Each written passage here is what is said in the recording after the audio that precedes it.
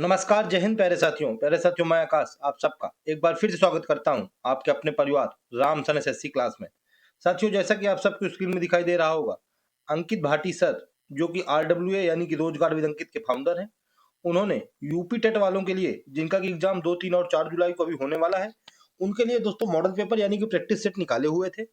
उस model paper में से आज हम लोग 13 नंबर का मॉडल पेपर आप लोगों के लिए कंप्लीट कराने वाले हैं, जो कि जीके जीएस से रिलेटेड है। इस मॉडल पेपर में हम लोगों ने 38 नंबर क्वेश्चन से लेकर के 75 नंबर क्वेश्चन तक जीके जीएस के, जो कि सारे के सारे आप लोगों के लिए दोस्तों इंपॉर्टेंट होने वाले हैं, मोस्ट इंपॉर्टेंट होने वाले हैं। आप लोग अगर इस सेशन को कंप्लीट करते हैं तो केवल एक इस सेशन से आप लोगों को 5 से 7 क्वेश्चन आप लोगों के एग्जाम में देखने को जरूर मिलेंगे। इससे पहले 1 नंबर क्वेश्चन से लेकर 37 नंबर क्वेश्चन तक हिंदी का हम लोग कल सेशन कंप्लीट करा चुके हैं, तो आप लोग उसको भी देख लीजिएगा। और अगर आप लोग चैनल पर नए हैं तो चैनल को सब्सक्राइब जरूर कर लीजिएगा, ठीक है। तो चलिए हम लोग बिना देरी की शुरू करते हैं आज का अपना इंपॉर्टेंट वाला सेशन। देखते हैं आज का अपना क्वेश्चन नंबर फर्स्ट, जो कि पॉलिटी से रिलेटेड क्वेश्चन है। अगर दोस्तों आप लोगों को क्वेश्चंस के आंसर पता हुआ करें तो आप लोग मुझको कमेंट करके जरूर बता दिया करिए, ठीक है। चलिए देखते हैं। कह रहा है कि भारत में संघ के लिए एक मंत्री के पद की शपथ खाली स्थान में निहित है। मंत्री के शपथ लेने के बारे में किस अनुसूची में बताया गया है? ऑप्शन नंबर ए कह रहा है दूसरी अनुसूची, ऑप्शन बी पहली अनुसूची, ऑप्शन सी तीसरी अनुसूची या ऑप्शन डी पांचवी अनुसूची। दोस्तों ऑप्शन नंबर सी क्या हो जाएगा? तीसरी अनुसूची हम लोगों को बिल्कुल राइट आंसर हो जाएगा, ठीक है। पहली अनुसूची, दोस्तों पहली अनुसूची में क्या किया गया है? इसमें राज्य और जो संघ शासित प्रदेश हैं यानी कि जो यूनियन टेरिटरी हैं, उनके नाम, उनका क्षेत्र और उनके सीमा के बारे में बताया गया है। ये पहली अनुसूची में बताया गया है। दूसरी अनुसूची में किसके बारे में बताया गया है? सेकंड अनुसूची में।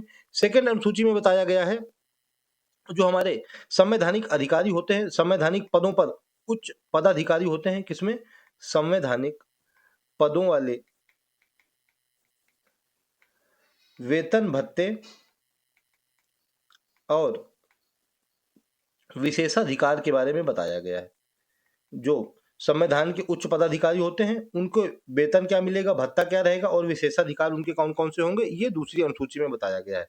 थर्ड अनुसूची के बारे में अगर हम लोग थोड़ा जानना चाहें कि थर्ड अनुसूची में किसके बारे में बताया गया है, तो तीसरी अनुसूची में ऑप्शन नंबर जो क्वेश्चन का था कि मंत्री के शपथ के बारे में बताया गया है थर्ड अनुसूची में, वो ठीक है। थर्ड अनुसूची में शपथ के बारे में।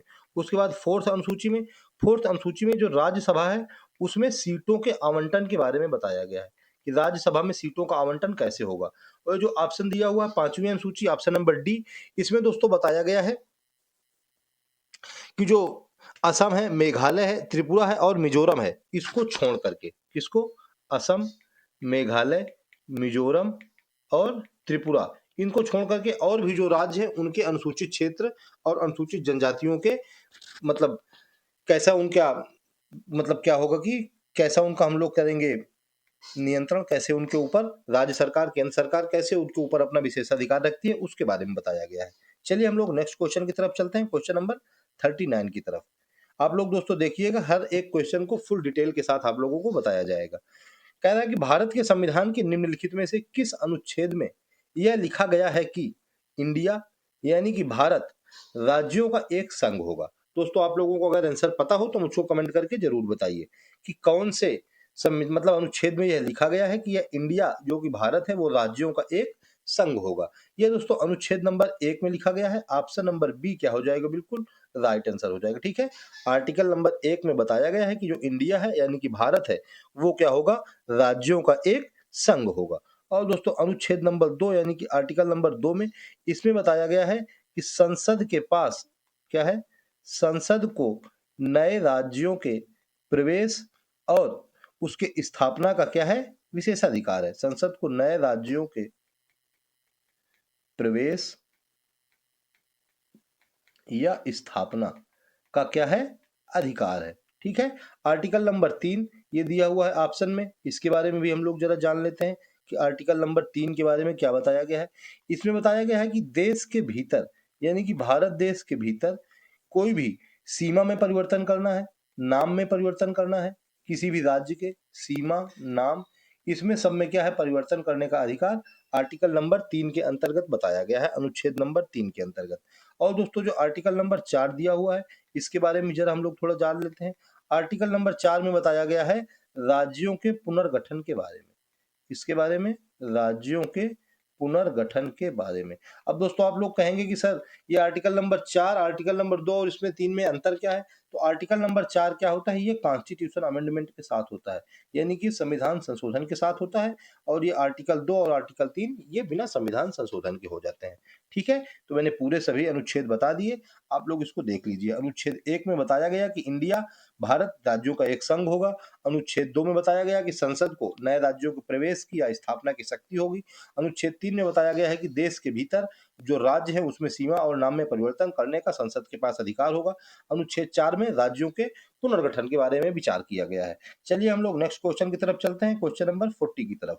40 नंबर क्वेश्चन का है कि पुरी में, यानी कि उड़ीसा में है पुरी, मतलब पुरी कह रहा हूं, पुरी, ओडिशा यानी कि पुरी में पुरुषोत्तम जगन्नाथ मंदिर के निर्माण का संबंध किस राजवंश से है? दोस्तों इसका गंग वंश, ऑप्शन नंबर सी बिल्कुल राइट आंसर हो जाएगा। ठीक है, इसको पहले क्या कहा जाता था? इसको पहले गंगा वंश कहा जाता था पूर्व में, यानी कि पहले पूर्वी गंगा वंश, या अब उसको गंग वंश भी कहा जाता है। 12वीं शताब्दी में दोस्तों इसका निर्माण गंग वंश के राजा अनंत वर्मन ने करवाया था। किसने? अनंत, ये बहुत बार क्वेश्चन पूछा गया है। राजा जी का नाम अनंत वर्मन चोंगडेंग देव, बस अनंत वर्मन देव आप लोग याद रखिए, इतने में काम आपका हो जाएगा। 12वीं शताब्दी में। और हमसे पूछता है कि ये किस वास्तुकला का उदाहरण है जो पुरुषोत्तम जगन्नाथ मंदिर है? तो ये दोस्तों कलिंग वास्तुकला का उदाहरण है। इसका कलिंग वास्तुकला का उदाहरण है यह मंदिर। ठीक है, कलिंग वास्तुकला का उदाहरण है। कौन सा मंदिर? पुरी का जगन्नाथ मंदिर। आप लोग ये याद रखिएगा। 12वीं शताब्दी में गंगा वंश, यानी कि इसको गंग वंश कहते हैं, अनंत वर्मन चेंगयोंगडेंग द्वारा बनवाया गया है। चलिए नेक्स्ट देखते हैं हम लोग क्वेश्चन, क्वेश्चन नंबर 41 की तरफ। चलिए पढ़िए क्वेश्चन। कह रहा है कि इनमें से किस फसल का ज्ञान वैदिक काल के लोगों को नहीं था? ऑप्शन ए जौ, ऑप्शन बी गेहूं, ऑप्शन सी चावल, या ऑप्शन डी तंबाकू। दोस्तों ऑप्शन नंबर डी तंबाकू क्या है? बिल्कुल राइट आंसर हो जाएगा। ठीक है, तंबाकू का प्रचलन दोस्तों अभी आधुनिक काल के आसपास हुआ है, यानी कि अभी इसका 16वीं शताब्दी के आसपास तंबाकू का प्रचलन स्टार्ट हुआ है। तंबाकू दोस्तों ये भारत में मतलब उगाई जाने वाली फसल नहीं है। इसका मूल स्थान कहाँ पर है? इसका मूल स्थान यूएसए यानी कि अमेरिका माना जाता है। तंबाकू का मूल स्थान क्या है? तंबाकू का मूल स्थान है अमेरिका। लेकिन क्वेश्चन पूछता है कि भारत में तंबाकू की खेती किसके द्वारा स्टार्ट की गई? तो दोस्तों भारत में तंबाकू की खेती पुर्तगालियों के द्वारा स्टार्ट की गई। किसके द्वारा? भारत में पुर्तगालियों के द्वारा तंबाकू की खेती को स्टार्ट किया गया। ये इंपॉर्टेंट क्वेश्चन है, आप लोग इसको याद रखिएगा। ठीक है, चलिए नेक्स्ट क्वेश्चन की तरफ हम लोग चलते हैं। क्वेश्चन नंबर कौन सा आएगा? 42 नंबर क्वेश्चन। चलिए आप लोग पढ़िए और मुझको आंसर कमेंट करके तुरंत बताइए। कह रहा है कि पंचनद, यानी कि पंच मीन्स पांच, नद मीन्स नदियां, पंचनद क्षेत्र किस नदी प्रणाली से संबंधित है? ऑप्शन ए सिंधु नदी प्रणाली, ऑप्शन बी गंगा नदी प्रणाली, ऑप्शन सी ब्रह्मपुत्र, या ऑप्शन डी गोदावरी। इसमें दोस्तों कोई पूछने वाली बात नहीं है, सिंधु नदी प्रणाली। ऑप्शन नंबर ए क्या हो जाएगा? बिल्कुल राइट आंसर हो जाएगा, क्योंकि ब्रह्मपुत्र ये तो दोस्तों पंचनद की तरफ नहीं है, ये उधर पूर्व मतलब पूर्व वाले राज्यों की तरफ हो जाती है। गंगा नदी ये तो दोस्तों गंगा नदी है, अलग है। गोदावरी ये भी अलग है। तो दोस्तों सिंधु नदी क्षेत्र ये पंच नदी क्षेत्र के प्रणाली के अंतर्गत आता है। हमसे पूछता है कि पंच नदियों में ऑप्शन दे देगा कि बताइए कौन सी नदी शामिल है, कौन सी नहीं है। तो मैं पांचों नदियां लिख देता हूं।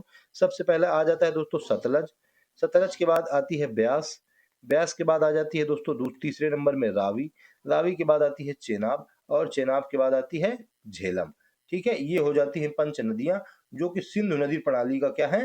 हिस्सा है। यह सिंधु नदी प्रणाली से संबंधित है। ठीक है, याद रखिएगा आप लोग, इंपॉर्टेंट क्वेश्चन है। चलिए नेक्स्ट क्वेश्चन की तरफ चलते हैं हम लोग, क्वेश्चन नंबर 43 की तरफ।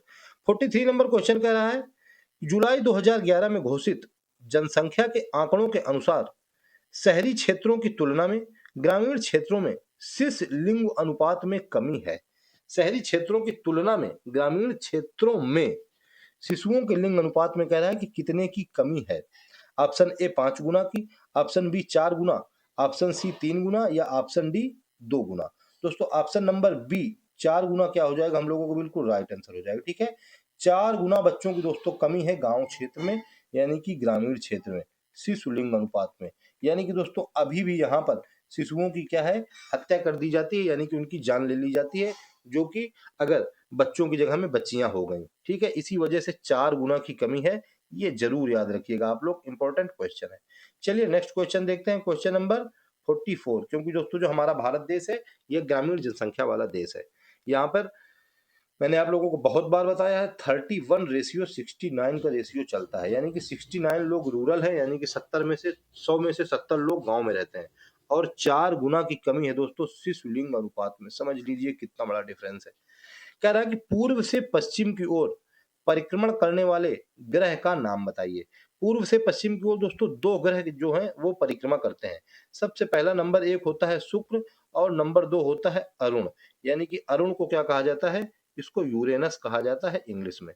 ठीक है, तो क्या हो जाएगा, ऑप्शन नंबर बी हम लोगों का बिल्कुल राइट आंसर हो जाएगा। ठीक है, अरुण और शुक्र।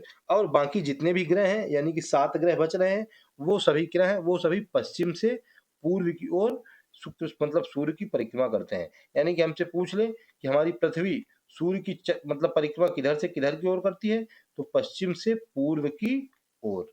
ठीक है, ये आप लोग याद रखिएगा। और क्वेश्चन जब पूछेगा तो यही वाला पूछेगा। ऑप्शन दिया है यूरेनस, अभी ऑप्शन यूरेनस नहीं देगा, अगर शुक्र दे देगा तो फिर आप लोगों को शुक्र लगाना पड़ेगा।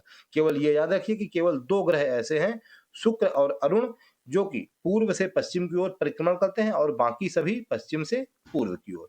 चलिए नेक्स्ट देखते हैं question, question number 45। 45 number question का रहा है कि सर सैयद अहमद खान ने निम्नलिखित में से किस संगठन को स्थापित किया है। सर सैयद अहमद खान ने, ऑप्शन ए खिलाफत आंदोलन, option B Indian National Association, option C all Indian Mohammedan education conference, option D Akhil Bharatiya Majlis e Ittehadul Muslimeen. दोस्तों all India Mohammedan education conference, option number C क्या हो जाएगा, बिल्कुल राइट आंसर हो जाएगा। 1906 ईस्वी में, नहीं सॉरी, 1886 ईस्वी में इसकी स्थापना की गई थी। 1906 ईस्वी में तो दोस्तों मुस्लिम लीग की स्थापना की गई थी, ये गलती से लिख गया था।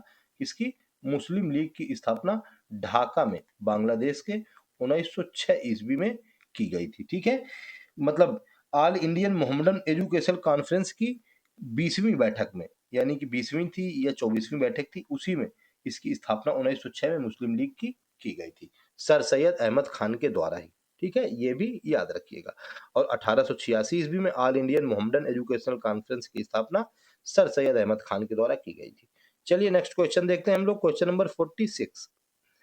46 नंबर क्वेश्चन का रहा कि भारत में मुद्रास्फीति यानी कि इन्फ्लेशन को मापने के लिए मुख्य सूचकांक कौन सा है।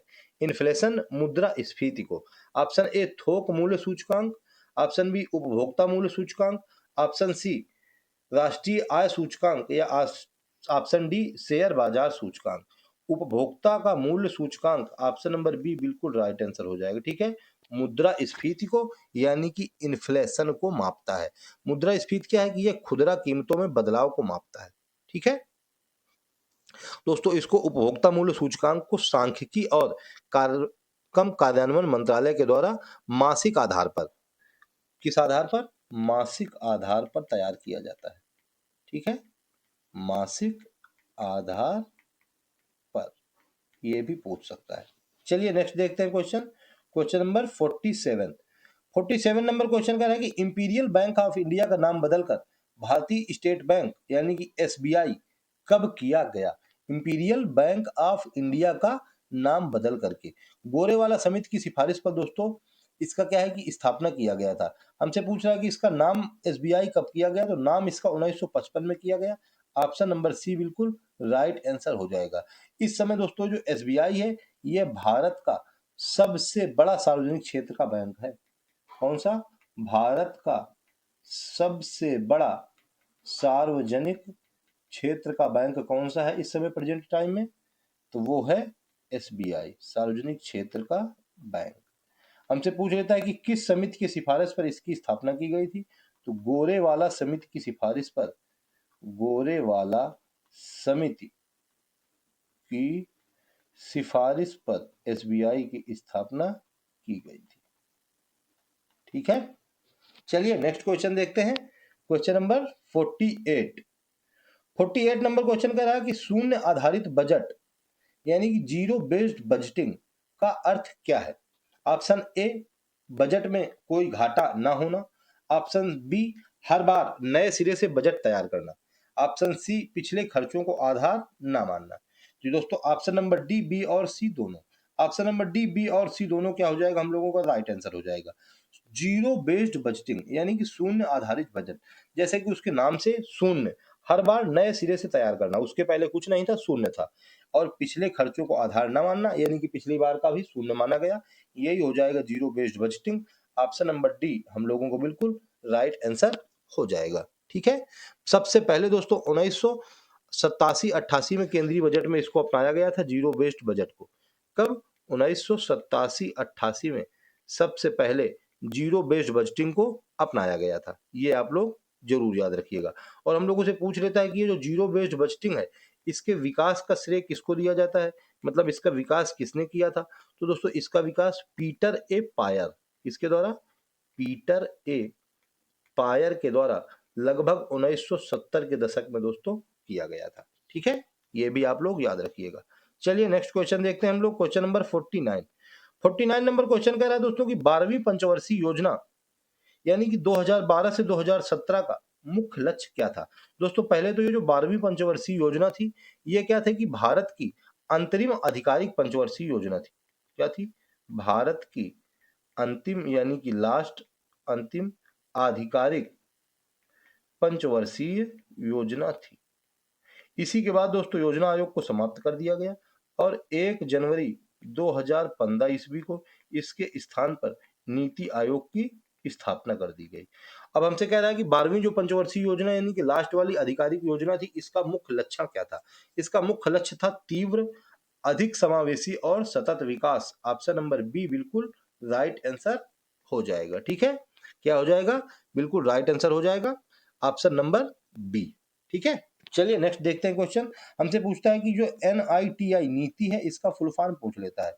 इसका फुल फॉर्म हो जाएगा N से national institution for transforming India. Head दोस्तों पूछ लेता है कि इसका हेड कौन होता है? तो इसका हेड स्वयं PM मोदी जी होते हैं, यानी कि PM होते हैं। चलिए नेक्स्ट देखते हैं question, question number 50 number question कह रहा है कि सेबी का मुख्य कार्य क्या है? ऑप्शन ए बैंकों का नियमन, बैंकों का नियमन का मुख्य कार्य RBI का है। ऑप्शन नंबर बी मुद्रा जारी करना, ये भी दोस्तों RBI के द्वारा होता है। ऑप्शन नंबर सी प्रतिभूति बाजार यानी कि शेयर बाजार का नियमन, यही करेक्ट आंसर हो जाएगा। ऑप्शन नंबर सी बिल्कुल राइट आंसर हो जाएगा। ठीक है, SEBI security exchange board of India, headquarter इसका हेडक्वार्टर मुंबई में स्थित है। इसकी स्थापना पूछता है कि इसकी स्थापना कब हुई थी, तो इसकी स्थापना हुई थी 1988 में। फिर क्वेश्चन पूछता है कि इसको संवैधानिक दर्जा कब दिया गया, तो संवैधानिक दर्जा इसको दिया गया 1992 में, 1992 के एक्ट के द्वारा, एक्ट 1992 के द्वारा। ठीक है, इसको सेबी को यानी कि security exchange board of India को संवैधानिक दर्जा दिया गया। हम लोगों से पूछ लेता है कि बताइए इसके प्रेजेंट टाइम में हेड कौन से हैं, मतलब पूछ तो नहीं लेता है लेकिन अभी करंट में पूछ सकता है, तो वो है तुहिन कांता पांडे। कौन है दोस्तों? तुहिन कांता पांडे। ठीक है, और ये सेबी का काम क्या है? सेबी का काम है कि जो निवेशक हैं उनके हितों की रक्षा करना और शेयर बाजार में पारदर्शिता को बढ़ावा देना। ठीक है, हित क्या? जो निवेशक हैं उनके हितों की रक्षा करना और पारदर्शिता को शेयर मार्केट में बढ़ावा देना। चलिए नेक्स्ट देखते हैं क्वेश्चन नंबर 51। कह रहा है कि भारत मतलब सॉरी मानव शरीर में रक्त का थक्का यानी कि ब्लड क्लॉटिंग बनने में कौन सा विटामिन सहायक है? रक्त का थक्का बनने में विटामिन के सहायक है। ऑप्शन नंबर बी बिल्कुल राइट आंसर हो जाएगा। ठीक है, विटामिन के। रथ पर एक टॉफी यानी कि इसका रासायनिक नाम क्या होता है? वो होता है फिलिक्विनोन। ठीक है, क्या होता है? फिलिक्वी फिलिक्विनोन, ये होता है इसका रासायनिक नाम। फिलिक्वी, ये एल लिखा हुआ है। क्या होता है कि विटामिन के की कमी से जो हमारे जैसे कुछ लग जाता है, हाथ में चोट लग जाती है, तो फिर खून हमारा रुकता नहीं है, यानी कि ब्लड हमारा रुकता नहीं है, ये क्या होता है? बहता रहता है। विटामिन के यानी कि रक्त का थक्का प्रोथाम्बिन के निर्माण में सहायक होता है। इसके प्रोथाम्बिन निर्माण, साइंस की लैंग्वेज में इसको कहा जाता है प्रोथाम्बिन निर्माण। ठीक है, विटामिन डी, इसको सनसाइन विटामिन कहा जाता है। कौन सा विटामिन? सनसाइन, अभी आया था। विटामिन ई, शायद इसको सौंदर्य विटामिन कहा जाता है। और ये विटामिन B12, इसको बी कॉम्प्लेक्स यानी कि विटामिन B12 में क्या होता है? वो होता है दोस्तों, कुछ होता है, मैं भूला जा रहा हूँ, चलिए कोई बात नहीं। चलिए नेक्स्ट देखते हैं क्वेश्चन नंबर 52। क्वेश्चन नंबर 52 का है कि ध्वनि की तीव्रता यानी कि इंटेंसिटी ऑफ साउंड किस मात्रक में मापी जाती है? Option A hertz, option B decibel, option C candela या ऑप्शन डी वेबर। दोस्तों ध्वनि ये डेसिबल में मापी जाती है। ऑप्शन नंबर बी क्या हो जाएगा? राइट आंसर हो जाएगा। ठीक है, किसमें? डेसिबल में। और दोस्तों जो सामान्य बातचीत होती है, क्वेश्चन पूछता है कि बताइए सामान्य बातचीत में लगभग कितने डेसिबल की बातचीत होती है? तो सामान्य बातचीत में लगभग 60 डेसिबल की बातचीत होती है। और दोस्तों शोर शोर लगभग कितने डेसिबल से ज्यादा का होता है? तो ग्रेटर देन 80 डेसिबल। इससे ज्यादा की ध्वनि की हम लोग क्या कहते हैं? उसको हम लोग शोर कहते हैं। ये मानव कानों के लिए हानिकारक होता है, यानी कि शोर हो रहा है यानी कि हमारे कानों को हानि पहुंचा रहा है। ठीक है, यानी कि ध्वनि की तीव्रता डेसिमल में नापी जाती है।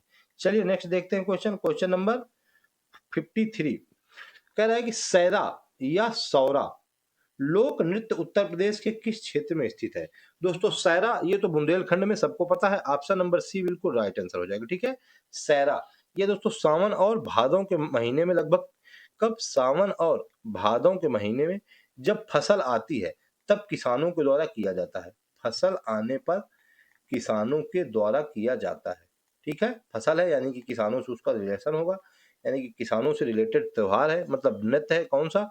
सैरा या सौरा नृत्य किसानों के द्वारा किया जाता है जब फसल की कटाई का समय आता है, तो सावन और भादों के महीने में बुंदेलखंड क्षेत्र में।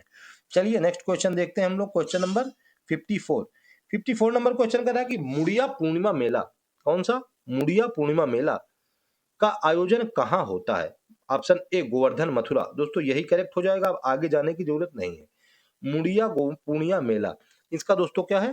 गोवर्धन मथुरा में हर साल सनातन स्वामी थे, गोस्वामी जी। कौन? सनातन स्वामी गोस्वामी जी, इनकी निधन दिवस पर यानी कि तिरोभाव की याद में सनातन स्वामी गोस्वामी जी के गोस्वामी जी के निधन या तिरोभाव पर, निधन को क्या कहते हैं? तिरोभाव। हिंदी का भी मैं क्लास लेके आता हूँ, इसको याद कर मतलब पता रखिएगा, तिरोभाव के दिवस में। ठीक है, हर साल मुड़िया पूर्णिमा मेला उत्तर प्रदेश के गोवर्धन यानी कि मथुरा में लगता है। चलिए नेक्स्ट देखते हैं हम लोग क्वेश्चन नंबर 53। इंपॉर्टेंट आ गया, सोशल मीडिया से रिलेटेड। कह रहा है कि विंडोज ऑपरेटिंग सिस्टम में कंप्यूटर को लॉक करने के लिए किस कीबोर्ड शॉर्टकट का उपयोग किया जाता है? लॉक यानी कि LOCK। देख लीजिए जहां एल लिखा हो विंडोज की के साथ में वही आंसर हो जाएगा। विंडोज ऑपरेटिंग सिस्टम में यानी कि विंडोज की plus lock, option number B बिल्कुल राइट आंसर हो जाएगा। ठीक है, इसका यूज मतलब कब किया जाता है? यदि हम तुम यूज करने वाले हैं और हम लोग कहीं कुछ देर के लिए अपनी डेस्क छोड़ करके चले जाएं, तो क्या है कि विंडोज की प्लस लॉक को दबा देंगे और वहां से चले जाएंगे, तो फिर कोई भी हमारे कंप्यूटर को छेड़छाड़ नहीं कर सकता है। ठीक है, तो विंडोज की प्लस एल ये क्या होता है कि शॉर्टकट का उपयोग करके कंप्यूटर को लॉक किया जाता है। चलिए नेक्स्ट देखते हैं क्वेश्चन नंबर 56। 56 में कह रहा है कि फोन कॉल के माध्यम से बैंक अधिकारी या कोई विश्वसनीय व्यक्ति बनकर ठगी करने और संवेदनशील जानकारी जैसे कि OTP या CVV प्राप्त करने की आपराधिक प्रक्रिया क्या कहलाती है? क्या कह रहा है कि फोन कॉल के माध्यम से यानी कि वॉइस, यही हो जाएगा ना, फोन कॉल में आवाज आती है यानी कि वॉइस फिशिंग। फिशिंग तो होता है साइबर क्राइम, यानी कि ये आवाज के साथ है तो ये हो जाएगी वॉइस फिशिंग, यानी कि इसको कहते हैं विशिंग। ऑप्शन नंबर बी बिल्कुल राइट आंसर हो जाएगा। ठीक है, ये वी वाला विशिंग इससे हो जाएगा वॉइस और सिंग से हो जाएगा फिशिंग, यानी कि वॉइस फिशिंग ये होता है जब फोन कॉल के माध्यम से कोई बैंक अधिकारी का नाम बताए, ये कोई किसी विश्वसनीय व्यक्ति का नाम कहे कि हम ये बोल रहे हैं, हम SP साहब बोल रहे हैं, हम दरोगा साहब बोल रहे हैं, आपको ये करना है, OTP बता दीजिए। तो ऐसी जो ठगी करता है उसको विशिंग यानी कि विशिंग के अंतर्गत आपराधिक प्रक्रिया कहलाती है। चलिए नेक्स्ट देखते हैं हम लोग क्वेश्चन नंबर 57। 57 नंबर क्वेश्चन का रहा है कि दुनिया भर में मानवाधिकारों को बढ़ावा देने वाली प्रमुख संस्था संयुक्त राष्ट्र मानवाधिकार उच्चायुक्त कार्यालय का मुख्यालय कहां पर स्थित है? इसका दोस्तों मुख्यालय जिनेवा स्विट्जरलैंड में स्थित है। ऑप्शन सी बिल्कुल राइट आंसर हो जाएगा। ठीक है, संयुक्त राष्ट्र मानवाधिकार उच्चायुक्त कार्यालय, इसकी स्थापना संयुक्त राष्ट्र मानवाधिकार की 1993 ईस्वी में की गई थी। हेडक्वार्टर जिनेवा स्विट्जरलैंड में स्थित है। चलिए नेक्स्ट देखते हैं हम लोग क्वेश्चन नंबर 58। कह रहा है कि भारत में नक्सलवाद यानी कि नक्सलिज्म, जिसे वामपंथी उग्रवाद भी कहा जाता है, नक्सलिज्म क्या कहा जाता है, वामपंथी उग्रवाद, की हिंसक शुरुआत वर्ष 1967 में किस राज्य से हुई थी? दोस्तों इसकी हिंसक शुरुआत पश्चिम बंगाल राज्य से, ऑप्शन नंबर सी बिल्कुल राइट आंसर हो जाएगा। पश्चिम बंगाल के दार्जिलिंग से एक गांव था, गांव का नाम था नक्सलपुर। क्या नाम था? नक्सल नक्सलवाड़ी गांव। दार्जिलिंग से नक्सलवाड़ी गांव से दो व्यक्ति, एक की चारू मजूमदार और सानू कान्याल के नेतृत्व में, इसके द्वारा चारू मजूमदार और कानू सान्याल, इन्हीं के दोनों के द्वारा दोस्तों क्या हुआ कि हिंसक शुरुआत हुई 1967 ईस्वी में नक्सलवाइड की। अब दोस्तों सबसे ज्यादा नक्सलाइट से प्रभावित राज्य छत्तीसगढ़ है। ठीक है, चलिए नेक्स्ट देखते हैं हम लोग क्वेश्चन नंबर 59। कह रहा है कि दुनिया के सबसे बड़े सोशल नेटवर्किंग प्लेटफॉर्म यानी कि फेसबुक की स्थापना मार्क जुगरबर्ग द्वारा किस वर्ष की गई थी? दोस्तों इसकी स्थापना ऑप्शन ए कह रहा है 2001 में की गई थी, ऑप्शन बी 2004 में की गई थी, ऑप्शन सी 2006 में की गई थी, या ऑप्शन डी 2009 में की गई थी। दोस्तों ऑप्शन नंबर बी 2004 क्या हो जाएगा, बिल्कुल राइट आंसर हो जाएगा। ठीक है, 2004 ईस्वी में फेसबुक की स्थापना की गई थी। सबसे पहले जब इसकी स्थापना की गई थी तब दोस्तों एक कॉलेज स्टूडेंटों के लिए इसको बनाया गया था। फिर दोस्तों 2006 ईस्वी से, कब? 2006 से 13 वर्ष के ऊपर के सभी बच्चों के लिए, 13 वर्ष के सभी, सॉरी ये लिख दो थोड़ा, 13 वर्ष के ऊपर सभी के लिए 2006 ईस्वी में इसको स्टार्ट कर दिया गया। ठीक है, अब दोस्तों फेसबुक को खरीद लिया गया है, अब ये मेटा कंपनी के अंतर्गत काम करता है। ठीक है ना, चलिए नेक्स्ट देखते हैं क्वेश्चन नंबर 60 नंबर क्वेश्चन कह रहा है कि भारत का दूसरा सबसे पुराना संग्रहालय, जो कि राजकीय संग्रहालय यानी कि गवर्नमेंट म्यूजियम है, जिसे एग्मोर संग्रहालय भी कहा जाता है, किस शहर में स्थित है? दूसरा ये दोस्तों चेन्नई में स्थित है, ऑप्शन नंबर ए बिल्कुल राइट आंसर हो जाएगा। कहां पर स्थित है? चेन्नई में स्थित है। इसकी स्थापना 1851 ईस्वी में किया गया था। और फर्स्ट नंबर का जो संग्रहालय है वो फर्स्ट नंबर वाला कहाँ स्थित है? फर्स्ट नंबर वाला स्थित है कैलकाटा में। कहां पर? कैलकाटा यानी कि वेस्ट बंगाल। और सेकंड नंबर वाला स्थित है तमिलनाडु यानी कि चेन्नई। ठीक है, चलिए नेक्स्ट देखते हैं हम लोग क्वेश्चन नंबर 61 नंबर क्वेश्चन कह रहा है कि यूरोप और एशिया दोनों महाद्वीपों में फैले देश तुर्की की आधिकारिक मुद्रा क्या है? तुर्की क्या है? तुर्की यूरोप और एशिया दोनों में फैला हुआ है। इसकी आधिकारिक मुद्रा लीरा, ऑप्शन नंबर बी बिल्कुल राइट आंसर हो जाएगी। ठीक है, रूबल ये कहाँ की हो जाएगी? ये रूस की हो जाएगी। रियाल ये सऊदी अरब की हो जाएगी, और क्रोन मुझको नहीं पता है। चलिए हम लोग नेक्स्ट क्वेश्चन की तरफ चलते हैं, क्वेश्चन नंबर 62 की तरफ। अगर दोस्तों आप लोगों को क्लास पसंद आ रही हो, मेहनत पसंद आ रही हो, तो फिर एक लाइक जरूर कर दीजिएगा, और अगर चैनल पर नए हो तो चैनल को सब्सक्राइब कर लीजिएगा, क्योंकि आज अभी जीके जीएस का टर्न है, कल मैथ का टर्न आएगा, और परसों फिर से हिंदी का टर्न आ जाएगा। ठीक है, इंपॉर्टेंट क्लास है, पर डे रहती है, अंकित सर की क्लास है, बहुत बड़ा प्लेटफॉर्म है दोस्तों रोजगार विद अंकित। सबसे ज्यादा स्टूडेंट, लगभग 2.5 करोड़ स्टूडेंट जुड़े हुए हैं अंकित सर से। तो आप लोग इंपॉर्टेंट वाले प्रैक्टिस सेशन को मत छोड़िएगा और इनको अच्छे से कवर कर लीजिएगा। कह रहा है कि अफ्रीकी महाद्वीप के प्रमुख देश दक्षिण अफ्रीका यानी कि साउथ अफ्रीका की प्रशासनिक यानी कि एडमिनिस्ट्रेटिव राजधानी कौन सी है? प्रशासनिक यानी कि कार्यकारी राजधानी।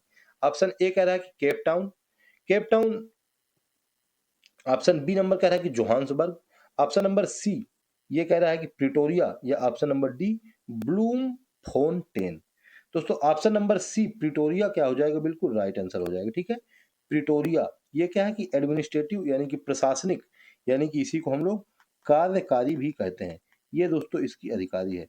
साउथ अफ्रीका की दोस्तों कुल मिलाकर के 3 राजधानियां हैं, एक कार्यकारी अधिकारी, एक विधायी अधिकारी, यानी कि जहां से संसद यानी कि जहां से नियम कानून बनाए जाएंगे, यानी कि जहां पर संसद का अधिकार होगा, यहाँ यानी कि जहां पर संसद की बैठक होगी, वो कहां पर है? वो केप टाउन में है।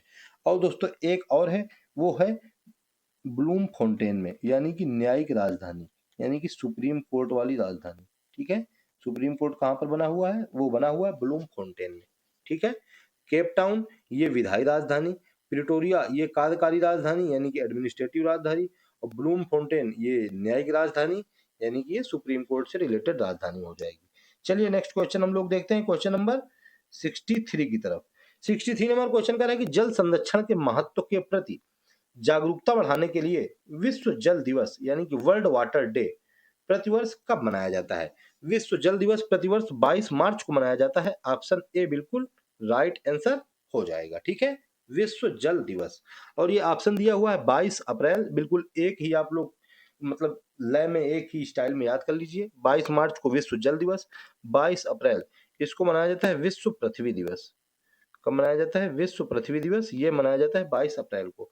22 मई को मनाया जाता है अंतर्राष्ट्रीय जैव विविधता दिवस, इंटरनेशनल जैव विविधता दिवस, इंटरनेशनल बायोडाइवर्सिटी डे, ये मनाया जाता है 22 मई को।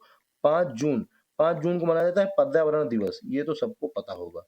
ठीक है, और दोस्तों एक और रह रहा है, 22 मार्च हो गया, 22 अप्रैल हो गया, 22 मई हो गया, एक रह रहा है 22 जून। 22 जून को क्या मनाया जाता है? उसको मनाया जाता है विश्व वर्षा वन दिवस। क्या मनाया जाता है? विश्व वर्षा वन दिवस, ये भी याद रखिएगा। चलिए नेक्स्ट देखते हैं question, question number 64। 64 number question पढ़िए मेरे साथ में, और अगर आप लोगों को आंसर पता हो तो मुझको तुरंत कमेंट करके बता दीजिएगा।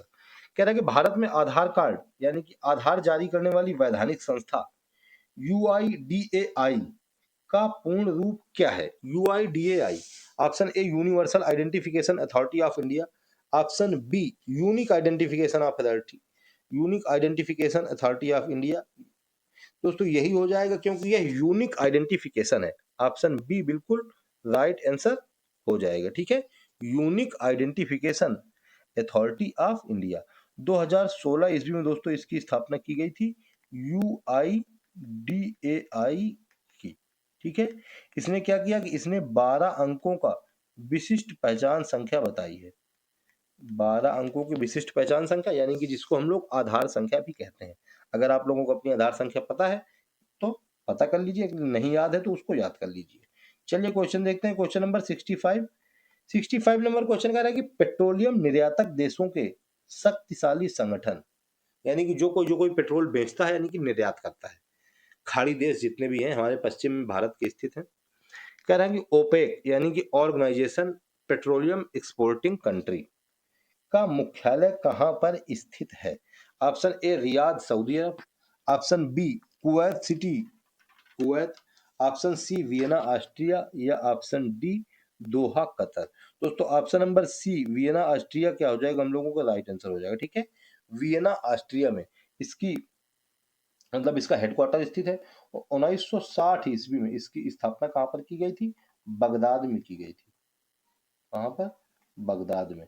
और बगदाद किसकी? इराक की क्या है? कैपिटल है। ठीक है, इराक की कैपिटल बगदाद में 1960 में ओपेक की स्थापना की गई थी। फिर और उसका हेडक्वार्टर कहां पर है? वो वियना ऑस्ट्रिया में स्थित है। चलिए नेक्स्ट क्वेश्चन देखते हैं, क्वेश्चन नंबर 66। 66 नंबर क्वेश्चन कह रहा है कि भारत में विज्ञान और प्रौद्योगिकी यानी कि साइंस एंड टेक्नोलॉजी के क्षेत्र में उत्कृष्ट योगदान देने के लिए कौन सा प्रतिष्ठित पुरस्कार दिया जाता है? दोस्तों ये कई बार मैं क्वेश्चन करा चुका हूं, शांति स्वरूप भटनागर पुरस्कार, ऑप्शन नंबर बी बिल्कुल राइट आंसर हो जाएगा। ठीक है, शांति स्वरूप भटनागर पुरस्कार वैज्ञानिकों के लिए दिया जाता है दोस्तों जो उत्कृष्टतम योगदान देते हैं 45 वर्ष से कम आयु के। कितने? 45 वर्ष से कम आयु के जितने भी वैज्ञानिक होते हैं उन सभी के लिए विज्ञान और प्रौद्योगिकी के उत्कृष्ट योगदान के लिए शांति स्वरूप भटनागर पुरस्कार प्रदान किया जाता है। चलिए नेक्स्ट देखते हैं question, question number 67। 67 number question कह रहा है कि 2011 की जनगणना के अनुसार भारत का वह एकमात्र राज्य कौन सा है जहां 2001 से लेकर के 2011 के दशक के दौरान 10 की वृद्धि दर पर नकारात्मक रही है। 10 की वृद्धि दर नकारात्मक रही है यानी कि जितने भी बच्चे रहे हैं 2001 में उससे भी कम निकल के आए थे 2011 में। वो एकमात्र राज्य था नागालैंड। ऑप्शन नंबर बी बिल्कुल राइट आंसर हो जाएगा। ठीक है, नागालैंड सभी नागा साधुओं के रहने वाली लैंड है, तो उसमें कहां से बच्चे हो जाएंगे? साधु लोग रह रहे हैं, इसी वजह से वहां पर नकारात्मक वृद्धि दर रही है। तो कितनी रही है ये हमसे पूछ लेगा, तो लगभग 0.06%, माइनस का 0.6% इतनी रही है नकारात्मक वृद्धि दर। चलिए नेक्स्ट क्वेश्चन की तरफ हम लोग चलते हैं, क्वेश्चन नंबर 68 की तरफ। 68 नंबर क्वेश्चन क्या कह रहा है कह रहा है वर्ष 1984 में हुई विनाशकारी भोपाल गैस त्रासदी, भोपाल गैस ट्रेजेडी में निम्न विषैली गैस का रिसाव हुआ था, जिसे एक भयानक औद्योगिक और पर्यावरणीय आपदा माना जाता है। किस गैस का रिसाव हुआ था? मिथाइल आइसोसाइनेट, जहां भी ऑप्शन दिख जाए ऑप्शन नंबर सी बिल्कुल राइट आंसर हो जाएगा। ठीक है, MIC यानी कि माइक, चाहे कह दीजिए मिथाइल आइसोसाइनेट। कंपनी का नाम क्या था? कंपनी का नाम था union carbide, union carbide India limited. ठीक है, ये क्या था? कंपनी का नाम था, और इसे कीटनाशक बनाने वाली कंपनी थी दोस्तों 1984 ईस्वी में। कब? 1984 ईस्वी में 2 से 3 दिसंबर, दिसंबर की बात है, 2-3 दिसंबर 1984 को विषैली गैस का रिसाव हुआ। और क्या है दोस्तों, बहुत ही बड़ा भयानक औद्योगिक और पर्यावरणीय आपदा उससे हुई थी। मिथाइल आइसोसाइनेट इंपॉर्टेंट है, बहुत बार एग्जाम में पूछा जा चुका है। चलिए नेक्स्ट क्वेश्चन देखते हैं, क्वेश्चन नंबर 69 नंबर क्वेश्चन कर रहा है कि भारत के पारंपरिक आउटडोर खेल, जो कि पारंपरिक है यानी कि ट्रेडिशनल है, खो खो में एक टीम की ओर से मैदान पर एक समय में उतरने वाले यानी कि खेलने वाले खिलाड़ियों की संख्या कितनी होती है एक बार में? वैसे तो दोस्तों टोटल 12 खिलाड़ी होते हैं, लेकिन जब मैदान में उतरा जाता है तो केवल 9 खिलाड़ी खेलते हैं। ऑप्शन नंबर बी बिल्कुल राइट आंसर हो जाएगा। ठीक है, खो खो में 9 खिलाड़ी, और दोस्तों एक खेल है बेसबॉल, इसमें भी क्या है कि इसमें भी 9 खिलाड़ी खेलते हैं, आप लोग ये भी याद रखिएगा। ठीक है, चलिए नेक्स्ट देखते हैं क्वेश्चन, क्वेश्चन नंबर 70। चलिए मुझको आंसर इसका तुरंत बताइएगा। कह रहा है कि उत्तर प्रदेश पुलिस बल में कांस्टेबल से लेकर उप निरीक्षक तक की सीधी भर्ती और पदोन्नति के लिए कौन सा बोर्ड उत्तरदायी है? भर्ती और पदों की उन्नति के लिए उत्तर प्रदेश पुलिस भर्ती एवं प्रोन्नति board UPPRPB, option number C बिल्कुल राइट आंसर हो जाएगा। ठीक है, यही दोस्तों उत्तरदायी है सभी भर्तियों के लिए। इसकी स्थापना 2008 ईस्वी में की गई थी। इसका हेडक्वार्टर वो स्थित है लखनऊ में, आप लोग ये भी याद रखिएगा। चलिए नेक्स्ट देखते हैं question, question number 71। 71 number question कह रहा है कि भारतीय संविधान के किस अनुच्छेद के तहत नागरिकों को अंतःकरण की और धर्म के अबाध रूप से मानने, आचरण और प्रचार करने की स्वतंत्रता यानी कि फ्रीडम फॉर रिलीजन का मानवाधिकार दिया गया है? अंतःकरण से धर्म को अबाध रूप से यानी कि स्वतंत्र रूप से मानने के लिए, जो आपका धर्म मानने का मन हो वो धर्म आप मानिए। तो हमसे कह रहा है कि फ्रीडम ऑफ रिलीजियन किस अनुच्छेद में बताया गया है? अनुच्छेद 19 में, अनुच्छेद 21 में, अनुच्छेद 25 में, या अनुच्छेद 32 में? दोस्तों अनुच्छेद 25 में, ऑप्शन नंबर सी बिल्कुल राइट आंसर हो जाएगा। ठीक है, आर्टिकल नंबर 25 से लेकर के 28 में बताया गया है धार्मिक स्वतंत्रता के बारे में, जबकि विशेषकर आर्टिकल 25 में कुछ स्पेशली बता दिया गया है कि अंतःकरण, जो आपके अंतर से आवाज आए कि मुझको हिंदू धर्म अपनाना है कि मुस्लिम धर्म अपनाना है, कि ईसाई धर्म अपनाना है कि मुझको सिख धर्म अपनाना है। चलिए नेक्स्ट देखते हैं क्वेश्चन 72। कह रहा है कि माई एक्सपेरिमेंट्स विथ ट्रुथ यानी कि मेरे प्रयोग सत्य के साथ किसकी आत्मकथा है? ये दोस्तों महात्मा गांधी की आत्मकथा है, ऑप्शन नंबर बी बिल्कुल राइट आंसर हो जाएगा। ठीक है, इसको दोस्तों पूछता है कि बताइए किस भाषा में लिखा गया था? इसको दोस्तों मूल भाषा में गुजराती इसकी भाषा थी, इसमें इसको लिखा गया था माई एक्सपेरिमेंट विथ ट्रूथ को। ठीक है, और दोस्तों इसमें मतलब गांधी जी ने अपने बचपन से लेकर के 1921 तक के सभी जितने भी उनकी महत्वपूर्ण बातें, महत्वपूर्ण तारीखें रही हैं, उन सभी के बारे में इसमें बताया गया है माई एक्सपेरिमेंट विथ ट्रूथ में। चलिए नेक्स्ट देखते हैं question, question number 73 number question कर रहा है हाल ही में किस देश के क्रिकेटर आंद्रे रसेल ने इंडियन प्रीमियर लीग IPL से संन्यास लेने की घोषणा की है? ये मुझको बताने वाला क्वेश्चन नहीं लग रहा है, क्योंकि ये सबको पता है। मैं ये बता रहा हूं कि आंद्रे रसेल ये KKR यानी कि कोलकाता नाइट राइडर्स से खेलने वाले थे, और दोस्तों ये वेस्ट इंडीज के खिलाड़ी हैं, ऑप्शन नंबर डी बिल्कुल राइट आंसर हो जाएगा। ठीक है, ये दोस्तों आंद्रे रसेल केवल खोपड़ी के बीच में बाल रखता था खड़े खड़े, और बहुत ही ज्यादा मार करने वाला खिलाड़ी था, बहुत लंबे लंबे छक्के मारता है।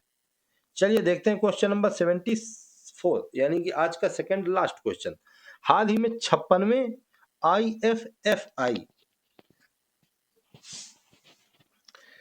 में किस फिल्म को सर्वश्रेष्ठ फीचर फिल्म के लिए गोल्डन पीकॉक पुरस्कार से सम्मानित किया गया है? बताइए। The silent aspire, the last window, skin of youth या brave hearters? Option number C skin for youth क्या हो जाएगा? बिल्कुल राइट आंसर हो जाएगा। ये दोस्तों एक वियतनामी फिल्म है। कौन सी? वियतनामी, यानी कि वियतनाम की फिल्म है स्किन फॉर यूथ। इसका दोस्तों डायरेक्टर यानी कि निर्देशक हम लोगों से पूछ सकता है, तो डायरेक्टर इसके कौन थे? वो थे एसली मेफेयर। कौन है डायरेक्टर? Ashley Mayfair. ठीक है, ये इसके डायरेक्टर हैं यानी कि निर्देशक हैं। वियतनामी फिल्म है स्किन ऑफ यूथ। और दोस्तों जो IFFI यानी कि इंटरनेशनल इंडियन फिल्म फेस्टिवल है, इसका आयोजन गोवा के पणजी में किया गया था।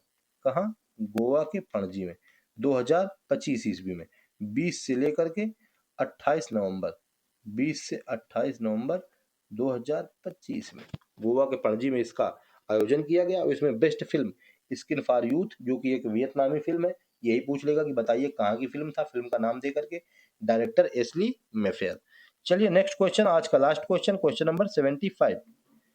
कह रहा है कि हाल ही में किस देश में राष्ट्रीय सुरक्षा आपातकाल लगाया गया है? राष्ट्रीय सुरक्षा आपातकाल।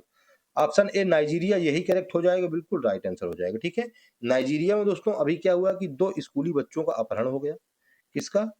2 स्कूली बच्चों का अपहरण हो गया और एक आध और अपहरण हो गए। इसी वजह से क्या है कि उसमें आपातकाल लगा दिया गया। कब लगाया गया? 26 नवंबर 2025 ईस्वी को। और हमसे पूछ लेगा कि बताइए इसके राष्ट्रपति कौन है नाइजीरिया के? तो वो है दोस्तों कोला टिनिबू। कौन है? बोला टिनिबू। ठीक है, ये हम लोग याद कर लेंगे। दोस्तों ये थे आज के 75 नंबर क्वेश्चन तक, जो कि 38 नंबर से 75 क्वेश्चन यानी कि 37 क्वेश्चन थे। मुझको उम्मीद है दोस्तों कि आप लोगों को सेशन जरूर पसंद आएगा, क्योंकि मोस्ट इंपॉर्टेंट क्वेश्चन इसमें हम लोगों ने कवर कराए हैं, जो कि हर एक एग्जाम में घुमा फिरा के आप लोगों से पूछेगा। अभी आप लोगों ने जो भी एग्जाम दिए होंगे उसमें आप लोगों ने देखे होंगे कि ऐसे ही क्वेश्चन पूछते हैं, और आगे जो भी एग्जाम आप लोग देंगे उनमें भी आप लोगों से ऐसे ही सेम क्वेश्चन पूछेगा। तो आप लोग इस पूरे के पूरे सेशन को अच्छे से कंप्लीट करिए और मुझको कवर मतलब कमेंट करके बताइए कि आप लोगों ने कितने क्वेश्चन करेक्ट किए और कौन कौन से क्वेश्चन आप लोगों को बिल्कुल अच्छे से बिल्कुल आपके दिमाग में छप गए। ठीक है, तो ठीक है दोस्तों, आप लोग क्लास को अच्छे से कवर करिए, मुझको कमेंट करके बताइए और वीडियो को एक लाइक जरूर कर दीजिएगा। चैनल पर नए हो तो चैनल को सब्सक्राइब कर लीजिएगा, और जो भी आपके यार दोस्त तैयारी करने वाले हो तो उनको वीडियो शेयर भर कर दीजिएगा। तो ठीक है, मिलते हैं नेक्स्ट सेशन में कल मैथ वाले इंपॉर्टेंट सेशन के साथ। तब तक के लिए जय हिंद, जय श्री राम।